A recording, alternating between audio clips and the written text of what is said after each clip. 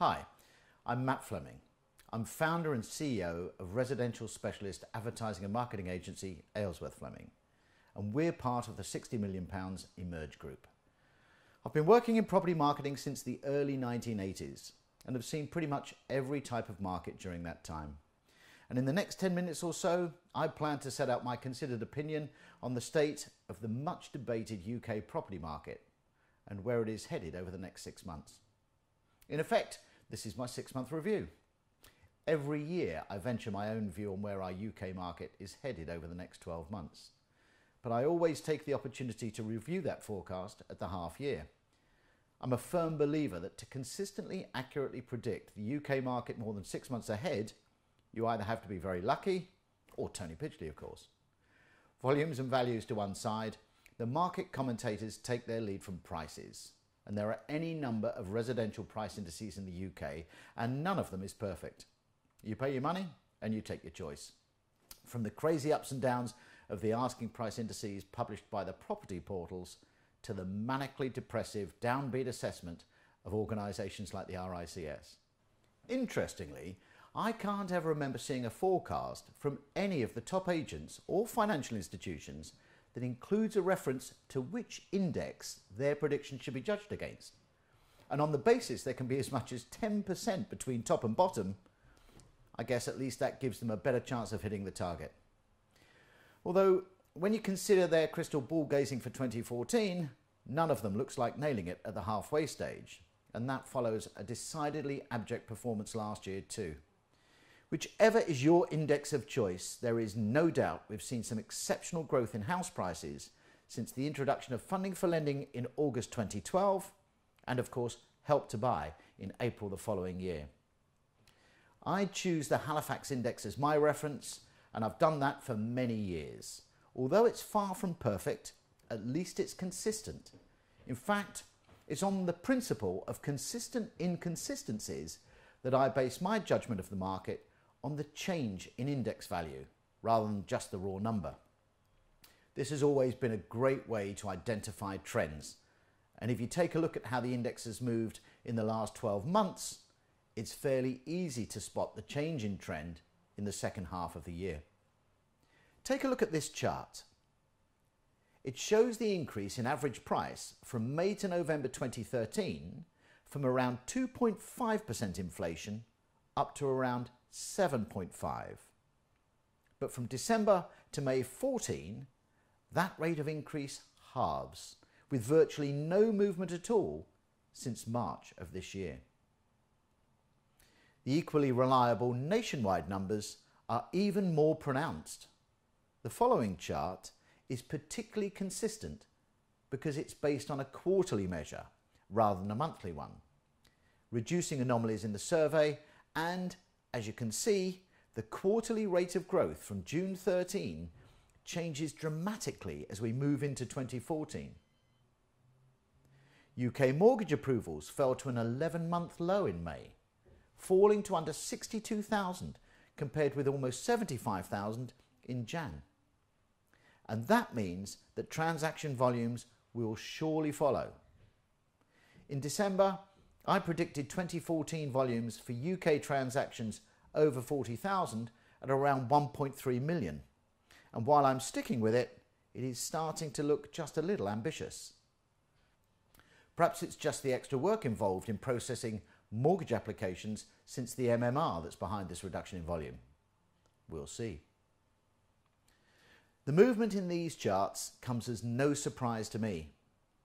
The UK cannot sustain house price inflation in double digits for extended periods without serious consequences, even in the capital with all the foreign money it attracts. Crucially, in the 31 years that the Halifax Index has been in existence, double-digit inflation has only ever lasted longer than 12 months on 2 occasions. Once from 1986 to 1989, and latterly from 2002 to 2004. In fact, no single year in all of the other 24 has shown double-digit inflation. In its latest financial stability report, the Bank of England has flagged the slowdown in growth since January. They cite factors such as the Financial Conduct Authority's Mortgage Market Review, or the FCA's MMR if you prefer, and the new measures they've introduced to curb reckless lending. They also suggest that the logjam created by the extra checks might ease once the lenders have adjusted to the new requirements. I think that's unlikely. If all this sounds like doom and gloom, then I promise it's not meant to be. I have a reputation as a dyed-in-the-wool optimist to preserve. This is much more a sense check, preparing ourselves for a possible change in market dynamics, the sort of thing Mr. Pidgley has built a reputation and a very fine business on. I refer to it as fixing the roof while the sun shines, to coin one of the Chancellor's oft-quoted cliches. The thing is, no one wants to see roaring house price inflation. Not the politicians, not the bankers, not the house buyers, not even the house builders, despite what the press might say. People in government, people at the top of the banking industry, and even the nation's house builders, all very influential people, consider that unsustainable house price inflation is the source of most of the financial ills in this country. They believe our national obsession with buying property primarily for investment rather than lifestyle fuels this crazy helter-skelter style market. With all of these people, led by the so far very impressive Mark Carney, determined to manage down inflation to reasonable and sustainable levels, it seems unlikely to me that they won't succeed, despite the crazy London market. The steady years between 1996 and 2001 were probably the best for the industry in real terms since the war. Although they were slightly above the 5% mark, the market felt manageable, predictable, and sustainable. So if my reasoning is sound, and we see a substantial fall in the rate of inflation, will it crash, or will it ease down to something more manageable? Should we prepare for the dramatic falls of 1990 and 2008, and 2005 to a lesser degree? This market feels different, more sensible. We're actually talking about it before the event. I'd probably need another hour to discuss the reasons behind the disconnect between general inflation and house price inflation in this country. The most obvious being undersupply. But in the end, regardless of how many people want to buy a house, if they can't borrow the money, they simply can't. And that means that even though demand exceeds supply, the market cools. There was no massive change of demographic in 2008-9. The underlying demand was still as strong as ever, but there was no finance available. As a consequence, volumes fall, stocks rise, house prices cool, and that means the land market cools too. But today, there is finance and historically low interest rates, so consumers still feel confident and the belief in the economy continues to grow. One of my favourite charts is that produced by GfK NOP on a monthly basis. It is unerringly accurate, and with its combination of measuring the key factors that affect consumer sentiment and its blissful simplicity, it is, in my opinion, one of the very best predictors of how the market will move in the short to medium term. As you can see from the chart, the light blue line, which reflects the public's view of how the UK economy will perform over the next year, continues to climb inexorably since passing through the zero value in January of this year. And although the consumer's perception of their own prospects, there shown by the dark blue line, remains doggedly close to the don't know zero value, the light green line, which depicts the attitude towards making a major purchase, such as a car or a kitchen or, dare I say, a house, comes closer and closer to a neutral value after many years in negative.